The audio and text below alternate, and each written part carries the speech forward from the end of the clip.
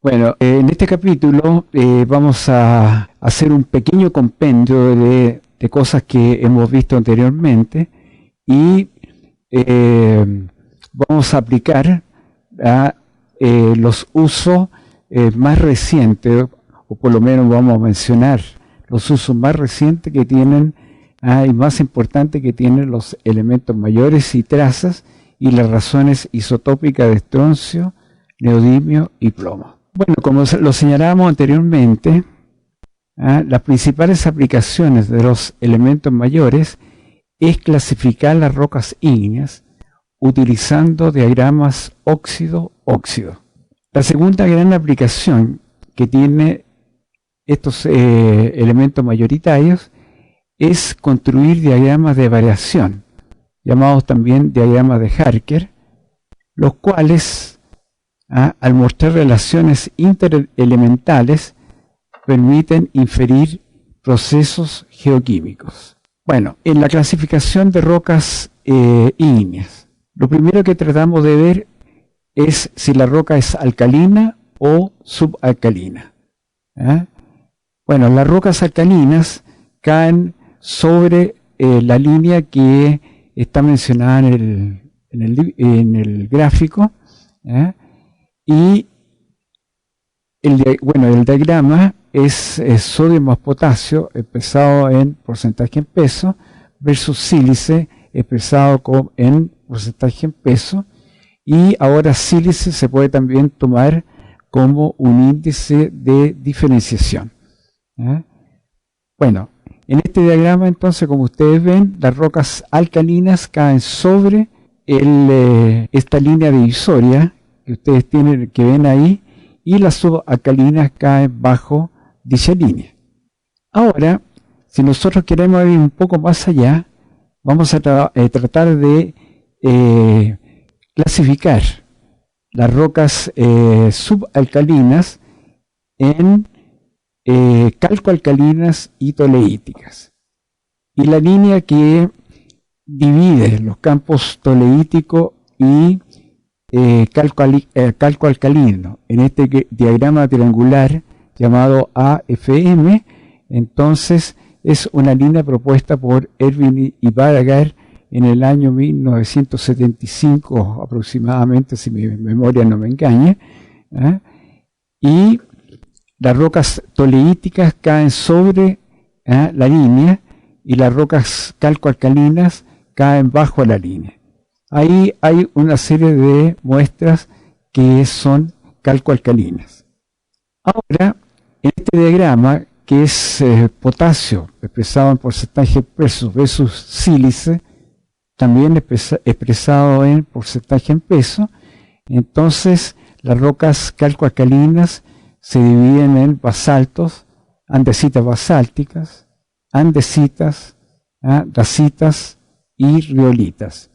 Y algunos emplean también el término andesita basáltica, o sea, andesita silicia, porque consideran que el tramo andesita es muy grande. Así que entre 60 y 63 las andesitas le llaman andesitas silíceas.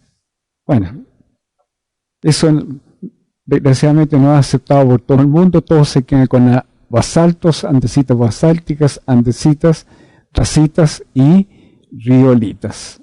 Ahora, aquí tienen la clasificación de las rocas volcánicas calcoalcalinas. Las rocas ultrabásicas son aquellas que tienen un contenido de sílice inferior al 45%. Las rocas llamadas basaltos en el diagrama anterior tienen el contenido de sílice en el rango 45-52%. Las andesitas basálticas están en el rango de sílice, por supuesto, del 52 al 56%. Las andesitas entre 56 y 60%. Las andesitas silíceas entre 60 y 63%. Las dacitas entre 63 y 70%. Y sobre el 70% las rocas reciben el nombre de riolítica. Y son, por supuesto, si tienen contenidos tan altos de sílice, son bastante riolíticas. Por ejemplo, en una de las últimas erupciones volcánicas que tuvimos en Chile, en el volcán Chaitén, las rocas, la pluma, digamos, o la ceniza que se formó a partir de este centro volcánico, eran todas riolíticas, muy ricas en sílice. Y ese hecho que sean muy ricas en sílice, entonces hacen que sean también bastante corrosivas.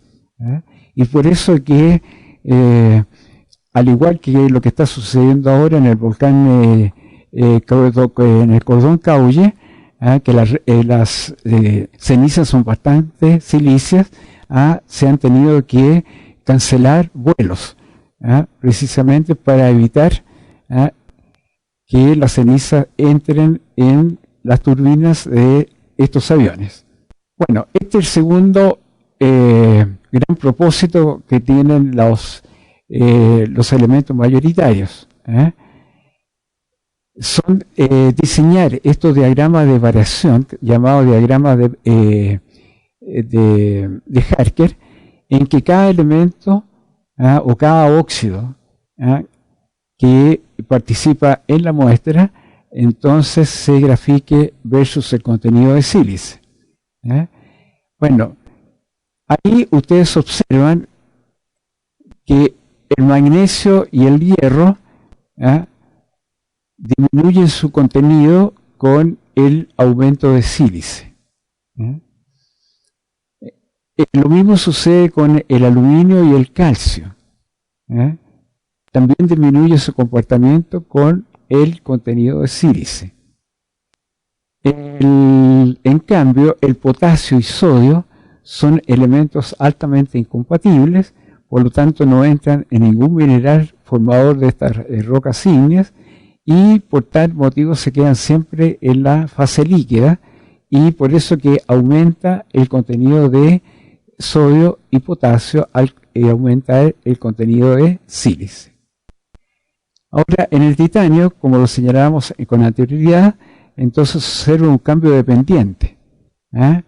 Hasta los 56 grados, 46% de sílice, el titanio, tanto el titanio como el fósforo o el óxido de fósforo, entonces son incompatibles, y por eso que aumentan con el grado de diferenciación. En cambio, a partir de los 56% de sílice, entonces comienzan a disminuir, haciéndose compatibles.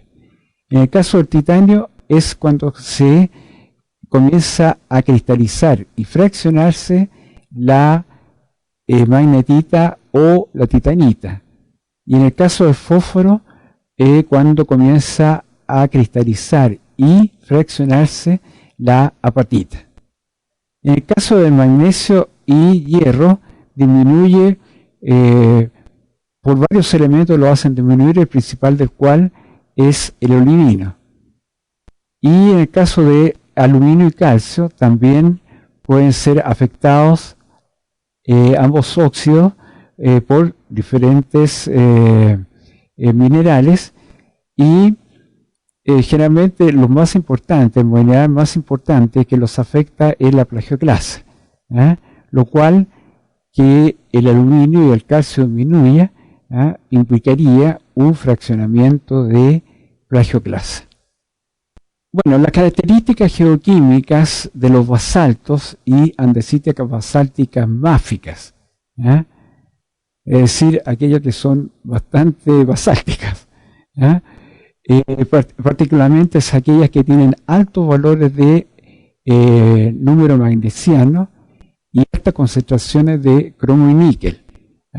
Son útiles para interpretar procesos subcorticales. Bueno, en este caso, por ejemplo, si se trata de un centro volcánico, como los llamados Nevado Chillán en Chile, ellos carecen de basaltos. Por lo tanto, es muy difícil determinar cuál es la roca primaria y el magma primario que se formó por fusión de dicha roca.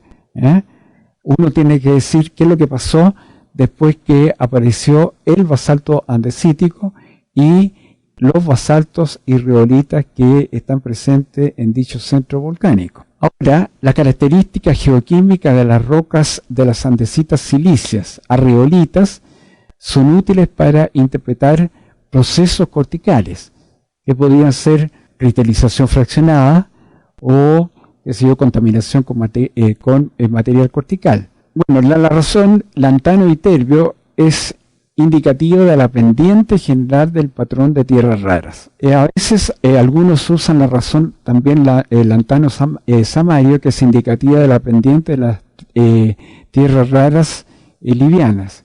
Y la razón samario y terbio es indicativa de la pendiente de las tierras raras pesadas.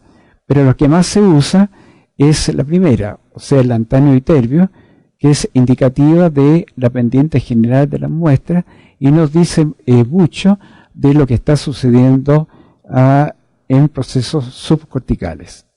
Ahora, las concentraciones de elementos incompatibles y las razones entre ellos, como ser la razón lantano y terbio, variolantano, permiten acotar fuentes mantélicas y ambientes tectónicos, como ya en algunas páginas anteriores o capítulos anteriores lo hemos visto. Los procesos relacionados con la placa que subduce se reflejan en las razones lantano y tantalio, variotantalio, variolantano y lantano niobio, y también en las concentraciones de los elementos alcalinos potasio, rubidio, cesio y alcalino térreos, bario y estroncio.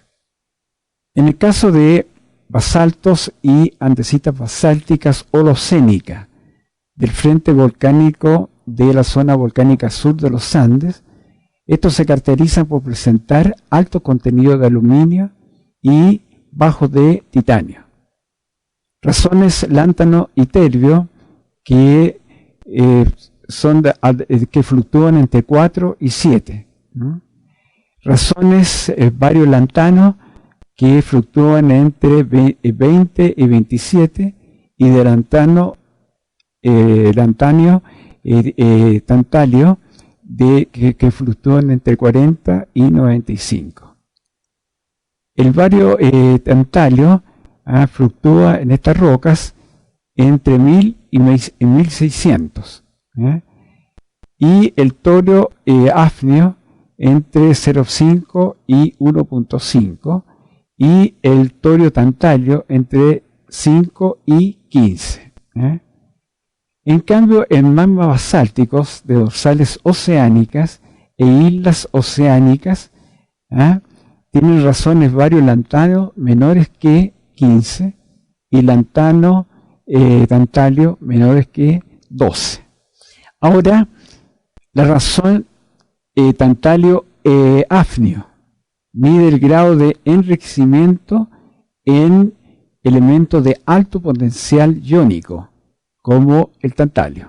Un manto enriquecido tipo morfo, o sea, tipo dorsal oceánica, o basaltos de islas oceánicas, tienen razones tantalio hafnio inferiores a 0,5. En cambio, un manto enriquecido, tipo manto de interplaca continental, tiene razones tantalio hafnio que fluctúan entre 0,15 y 70. La zona volcánica sur de los Andes, la razón tantalio hafnio es menos 0,15. Esto es semejante a la del manto empobrecido tipo dorsal oceánica o basaltos de islas oceánicas. La razón torio hafnio mide el grado de participación de los componentes pertenecientes a la placa oceánica que subduce. En el caso de la zona volcánica sur, la razón torio hafnio fluctúa entre 0,5 y 30. En cambio, en el caso del volcanismo de intraplaca, la razón fluctúa entre 0,5 y 40. O sea, son semejantes, aunque en el caso de los volcanismos intraplaca es un poco más, el rango es más grande que en el caso de la zona volcánica de los Andes del Sur. Ahora, las concentraciones relativas de los elementos incompatibles están relacionadas con los porcentajes de fusión parcial del manto y corteza. Mientras menor es el grado de fusión parcial, mayor es la concentración relativa de los elementos incompatibles. En cambio, las concentraciones de elementos compatibles y las razones entre ellos reflejan minerales residuales que quedan en la fuente magmática luego de la fusión, o reflejan los minerales que son removidos por procesos de cristalización fraccionada. La asociación mineralógica residual se emplea para estimar las condiciones de presión, temperatura y fugacidad de oxígeno bajo las cuales el magma se equilibró por última vez. Ahora, los elementos trazas compatibles pueden determinar las asociaciones mineralógicas residuales. Las tablas de coeficiente, hay que ver las tablas de coeficiente de distribución para darse cuenta perfectamente de esto. Así, por ejemplo, el olivino, ortopiroxeno y micas tienen gran afinidad con el níquel y cromo, pero muy poca con las tierras raras. Los feldespatos tienen afinidad por el europio y el estroncio. Europio más 2 y estroncio más 2. El granate tiene afinidad por las tierras raras pesadas. Y los minerales accesorios, apatita, por una parte, y titanita por otra, la primera tiene afinidad con las tierras raras livianas y la segunda tiene afinidad con las tierras raras medianas, y el zircón tiene afinidad con las tierras raras pesadas, con el hafnio, con el torio y también tiene con el uranio. Ahora, un aumento de presión puede cambiar la mineralogía residual. Así, por ejemplo, a nivel de la placa oceánica, que subducta, el piroxeno, a medida que aumenta la presión, cambia primero a anfíbola y luego a altas presiones ya cambia a granate. Y esto se puede reflejar en la baja concentración de iterbio y en un aumento en la razón lantano y terbio. Ahora, en magmas basálticos, las altas razones lantano y terbio están generalmente relacionadas con pequeños porcentajes de fusión parcial de una fuente mantélica en la que el granate permanece como fase residual. También puede indicar que los magmas se equilibraron con las acciones mineralógicas residuales que se presentan como minerales accesorios, como son el piroxeno, la anfíbola y el granate. En magmas silíceos, las razones lantano y terbio pueden indicar que los magmas se equilibraron con granate a altas presiones o con anfíbola a bajas presiones. Ahora, todo esto, el que quede como fase residual del granate o que fraccione la anfíbola a bajas presiones, incide bastante en la razón lantano y terbio. Por ejemplo, si el granate es una fase que no se... bueno, el granate sí, creo que lo mencionamos anteriormente, muy refractario. Por lo tanto, cuesta que se funda. Y el granate es estable a profundidades correspondientes a unos 70 kilómetros. Si el granate no se funde totalmente y queda como residual, él se queda con las tierras raras pesadas. Por lo tanto, frente a un grado de fusión, los elementos compatibles que son el lantano, cerio, iterio, etcétera, aumentan notablemente, mientras que el granate se queda a baja concentración. Y esto produce altas razones lantano y terbio. Así que el lantano y terbio es bastante acusador o indicador del rol del granate en la corteza oceánica que subduce, o el rol de la anfíbola a niveles ya más superiores. Ahora, en cuanto a las razones isotópicas de estroncio, neodimio y plomo, estas razones dan información sobre las características isotópicas de la fuente magmática, pues están muy relacionadas con la razón padre e hijo.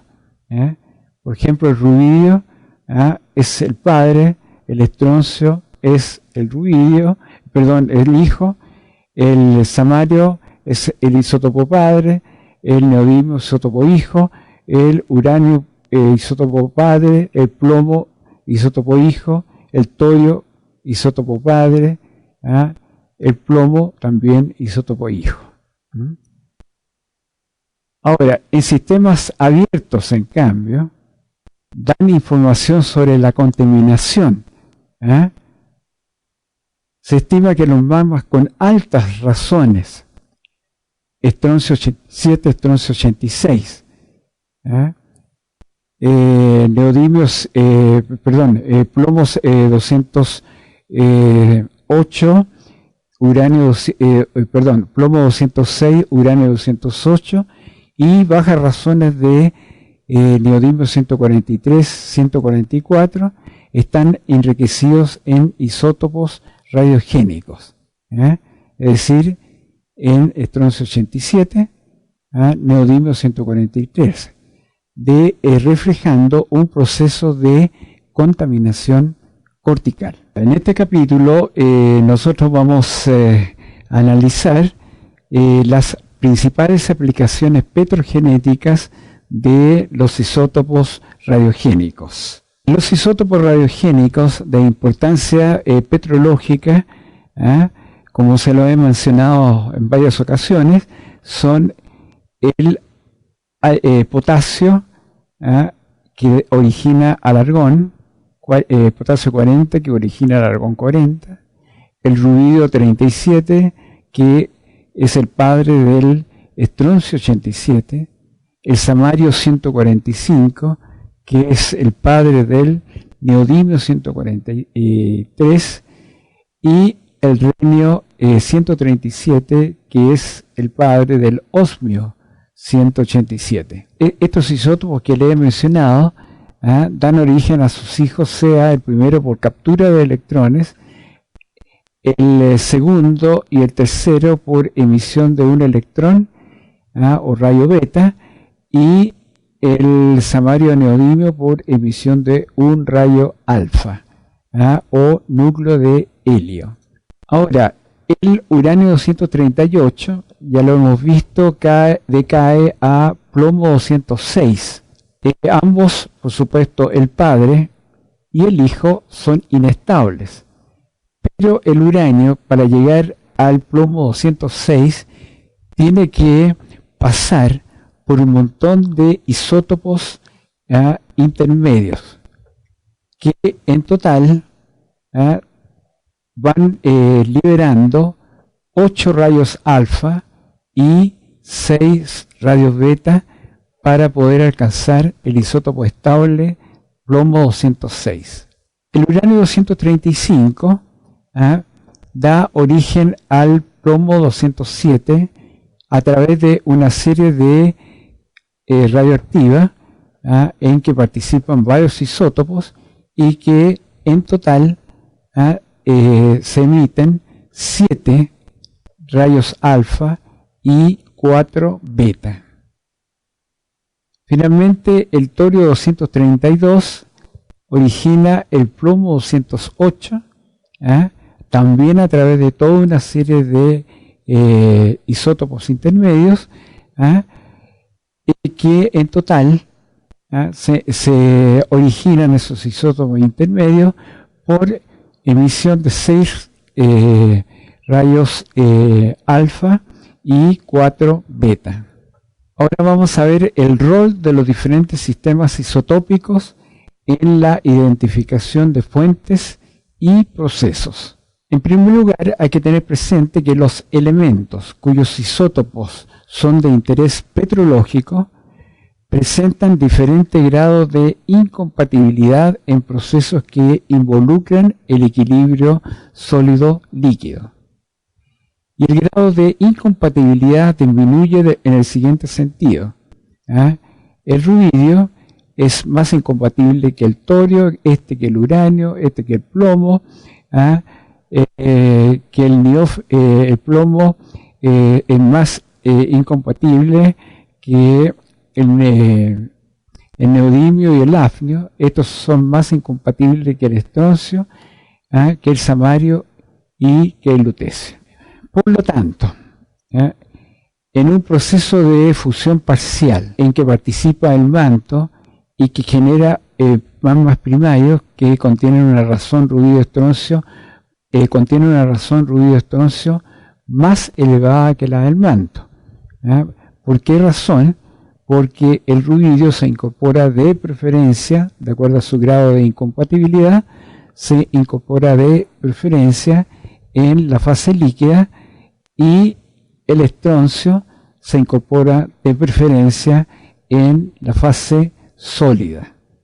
Aquí tenemos en este diagrama cómo varían las razones isotópicas de estroncio en función del tiempo, comenzando de izquierda a derecha con 5 billones de años y terminando en el presente con 0 años. Bueno, si ustedes se fijan en la curva del manto, que en realidad no es una curva en el sentido común y corriente, sino es una recta, cómo aumenta la razón estroncio 87, estroncio 86, al pasar los años. Ahí la tienen. Entonces 87 aumenta así hasta que llega al día de hoy. Después se observa también que, por ejemplo, en este caso, más o menos a los 2,8 billones de años, el manto origina por fusión, entonces, un líquido, y este líquido crece siguiendo esta curva que está aquí. Ahora, si ustedes se fijan, el rubidio, por ser más incompatible que el estroncio, entonces se incorpora de preferencia a la fase líquida formada en este proceso de fusión parcial. En cambio, el estroncio tiene más preferencia por la fase sólida. De ahí que la razón rubidio-estroncio, que en el manto es 0.03, en el líquido formado o en el fundido formado por fusión del manto en esta etapa, tenga una razón rubidio-estroncio mucho mayor que la del manto mismo. En realidad la razón rubidio-estroncio es 0.17. Ahora, como si la razón de estroncio es grande, entonces los isótopos de estroncio 87 y 86 también crecen con el tiempo. Y ustedes se pueden fijar que esta es la razón más o menos es el 0,7014, que cuando se realizó el proceso de fusión parcial, y ahora en el día de hoy ya estamos más o menos en el 0.720, que implica el valor de la razón isotópica de estroncio en la corteza continental, pero una corteza continental que está engrosada, como la que existe en la parte central de los Andes del Sur, en el límite entre Perú y Bolivia, y Chile. Bueno, aquí está escrito en palabras lo que antes les mencioné, es que el líquido generado por fusión parcial del manto tiene una razón rubidio-estroncio más elevada que la del manto, Y esto hace que la razón isotópica estroncio 87 de la corteza continental sea mayor que la del manto. Además, en la corteza continental, el ruido puede ser fraccionado del estroncio por otros procesos, como por sedimentación, metamorfismo y refusión.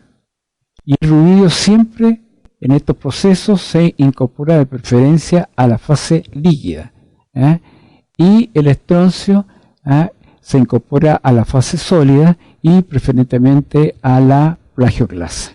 Ahora, el caso de los isótopos de uranio y plomo y torio y plomo, la situación es más compleja, pues presentan 3 esquemas de decaimiento que desgraciadamente no definen tendencias lineales en estos diagramas evolutivos, como lo vimos cuando estudiamos la metódica o la sistemática uranio-plomo, torio-plomo.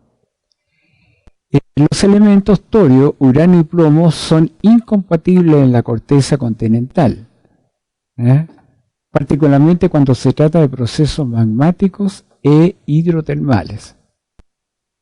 El torio es más incompatible que el uranio y este es más incompatible que el plomo. Ahora, otro aspecto que llama profundamente la atención en esta sistemática uranio-plomo es el que las diferentes velocidades de decaimiento entre los isótopos padres uranio 238 y uranio 235 es causante de que los isótopos hijos plomo 206 y plomo 207 hayan tenido un comportamiento diferente en el transcurso del tiempo. Por ejemplo, al comienzo de la Tierra, la velocidad de decaimiento del uranio 235 superaba a la velocidad de decaimiento del uranio 238, por lo cual la abundancia del isótopo hijo plomo 207, que proviene del decaimiento radioactivo del uranio 235, superaba a la del plomo 206, que viene del decaimiento radioactivo del uranio 238. Hoy, en cambio, las cosas prácticamente se han dado vuelta. ¿En qué sentido? En que el uranio de 235 está prácticamente extinguido, por lo cual la velocidad de decaimiento del uranio 238 son mayores que la velocidad de decaimiento del uranio 235. Y por tal motivo, en el presente, la abundancia del plomo 206 es mayor que la abundancia del plomo 207. Ahora bien, el plomo 207, por todo lo que hemos dicho anteriormente, es un excelente indicador de una fuente magmática antigua, en la que predominaba el decaimiento del uranio 235 sobre el del uranio 238. Ahora vamos a ver un poco de los reservorios isotópicos del manto. Bueno, en un comienzo se creía que el manto era totalmente homogéneo, pero al estudiar las razones isotópicas de estroncio, neodimio y plomo, de basaltos jóvenes, de dorsales oceánicas, de islas oceánicas y de algunos arcos de islas oceánicos, se han reconocido que el manto no es homogéneo, sino que presenta 5 reservorios. Ellos son un manto empobrecido, un manto enriquecido en uranio, que también se llama HIMU o High Mantle Uranium. Después, un manto enriquecido 1, un manto de enriquecido 2, y finalmente tenemos el manto más común, que se llama Prevalent Mantle o PREMA. En la corteza también se han reconocido algunos reservorios isotópicos tanto en la corteza continental superior, media e inferior. Pero lo que nos interesa a nosotros en estos momentos son reservorios isotópicos presentes en el manto y que hacen que el manto no sea tan homogéneo como se quería anteriormente, sino que tiene zonas que están más enriquecidas en estroncio, neodimio y plomo que otras. Ahora, ¿por qué se emplean rocas magmáticas jóvenes? Porque ellas reflejan mejor la composición isotópica de la fuente. Pues no han generado, son tan jóvenes que no han alcanzado a generar isótopos hijos que se sumen a los heredados de la fuente original. Además, el número másico grande que presentan los isótopos de estroncio, neodimio y plomo prácticamente imposibilita que estos isótopos radiogénicos se fraccionen de los isótopos estables del mismo elemento. Bueno, veamos cuáles son las características del manto empobrecido. Este manto está empobrecido en rubidio y uranio, pero está enriquecido en samario, por lo cual tiene razones rubidio-samario y uranio-plomo bajas. Y junto a ello tiene razones samario y neodimio altas. En consecuencia, si tiene razones isotópicas de estroncio bajas, estas son del orden de 0.702 y de plomo varían entre 16 y 18.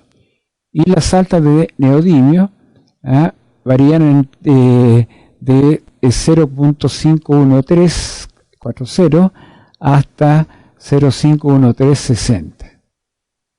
Ya, este reservorio empobrecido es la fuente de muchos basaltos de dorsales oceánicas. Manto enriquecido en uranio. Es un manto muy rico en uranio, tanto uranio 238 como 235 y también en torio 232. Pero por ser pobre en plomo, tiene razones uranio 238, plomo 204, uranio 235, plomo 204 y torio 232, 204, que son muy altas. Presenta entonces razones de estroncio 87, estroncio 86 relativamente bajas, de neodimio intermedias y razones de plomo uranio que son muy altas.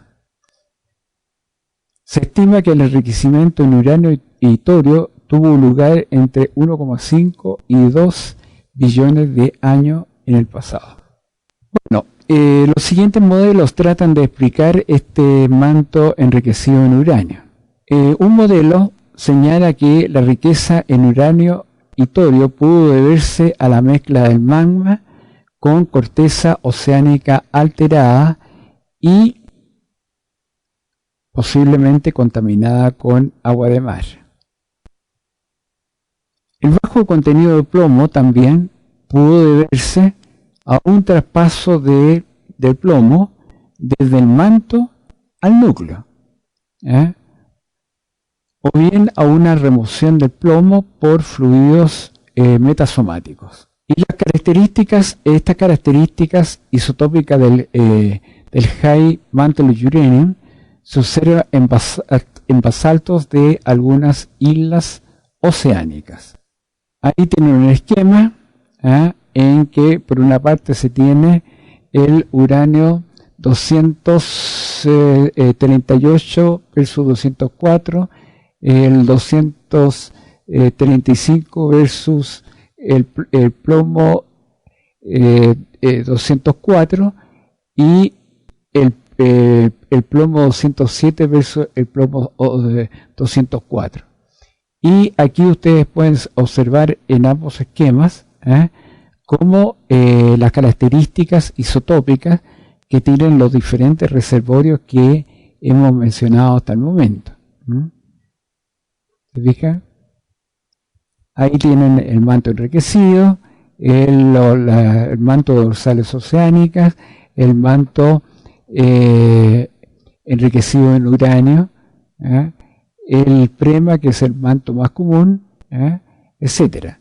Y abajo también, empleando los otros isótopos, tenemos también el mismo, la posición que ocupan en esos esquemas los diferentes tipos de manto que hemos analizado o estamos por analizar. Bueno, el manto enriquecido 1. Este reservorio se caracteriza por tener razones rubidio estroncio alta, pero bajas razones samario neodimio, uranio plomo y torio plomo. Esto significa que está enriquecido en rubidio con respecto al estroncio 87, pero está empobrecido en samario con respecto al neodimio y en uranio y torio con respecto al plomo. Sus razones estroncio 87, estroncio 86 son relativamente altas, pero sus razones neodimio 143, 144 y las del plomo son relativamente bajas. Y esas son las características principales que tiene este tipo de manto llamado manto enriquecido 1.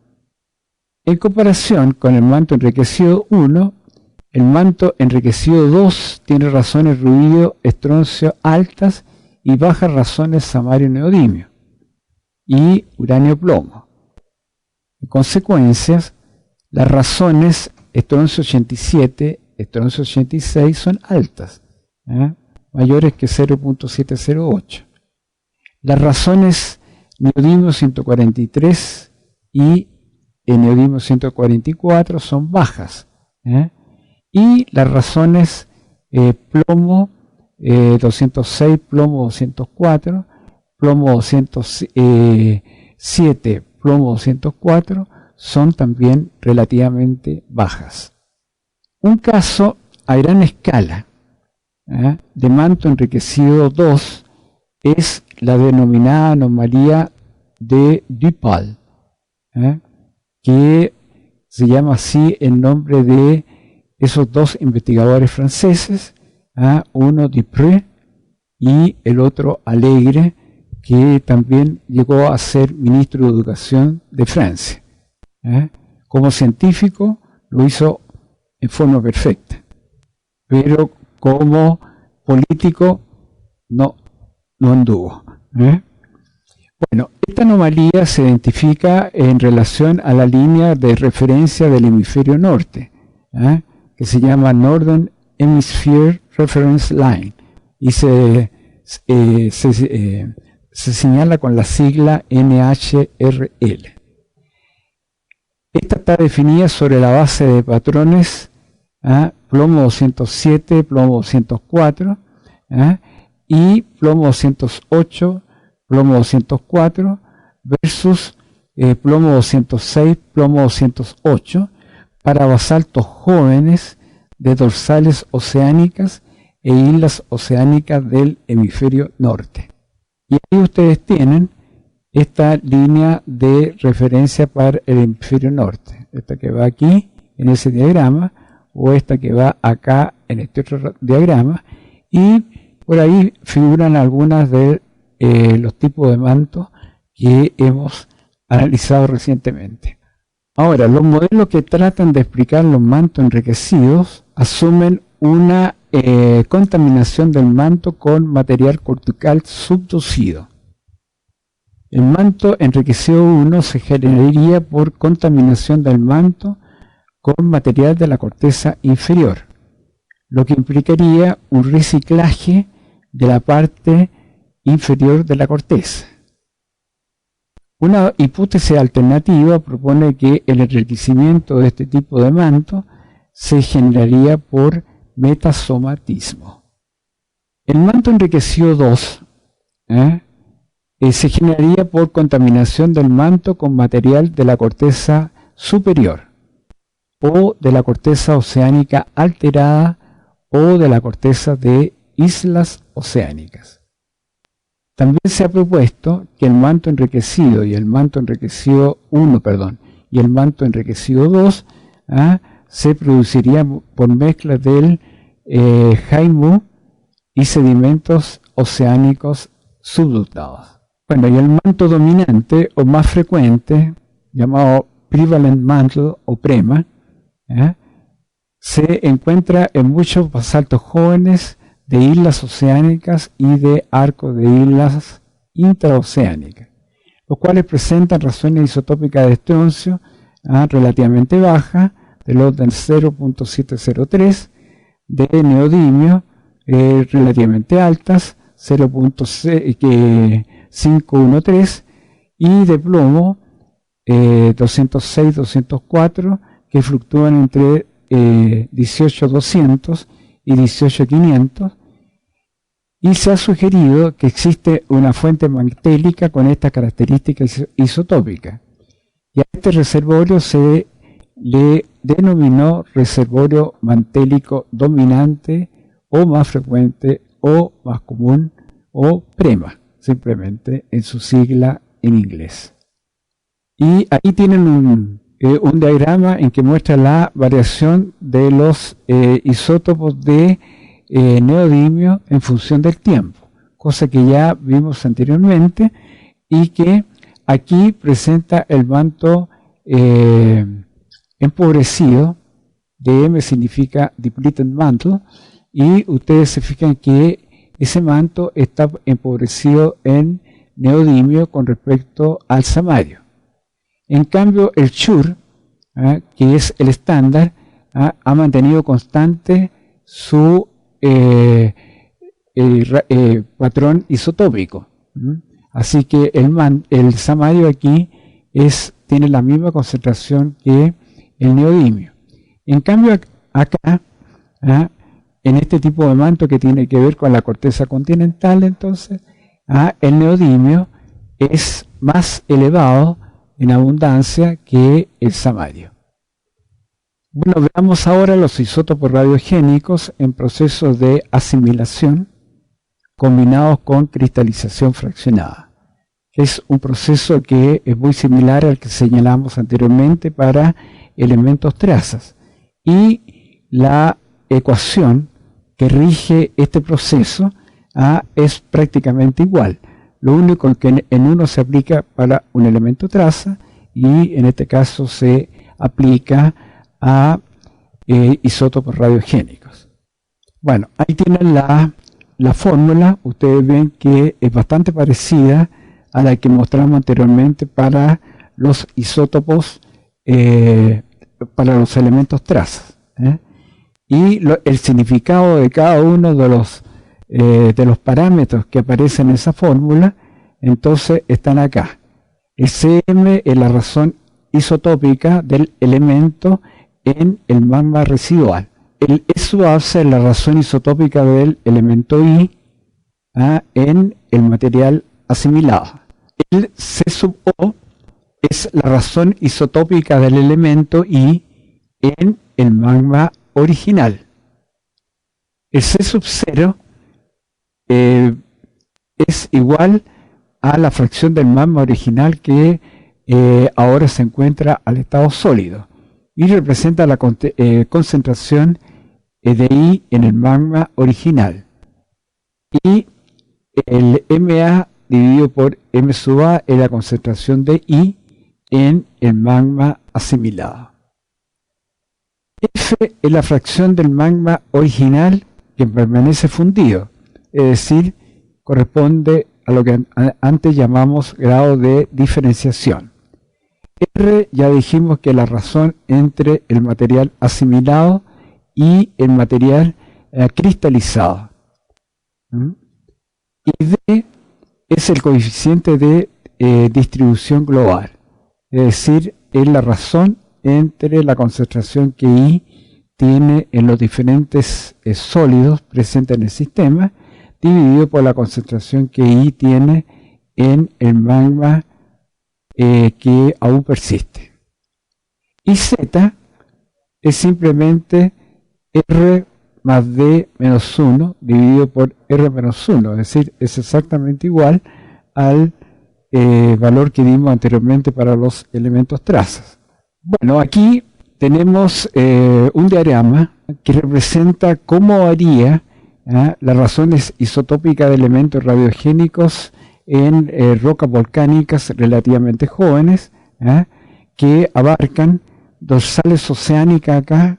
Esta sería la dorsal del Pacífico, esta sería la placa de Nazca, con su Isla de Pascua, San Félix, San Ambrosio, etc. Esta sería los Andes del Sur, ahí se encontraría el volcán Yaima, y esto sería los Andes del Sur, pero de la provincia norte, de la zona volcánica sur. Ustedes ven, esta es la tendencia que sigue las razones isotópicas de neodimio versus las razones isotópicas de estroncio. A medida que las razones isotópicas de estroncio bajan,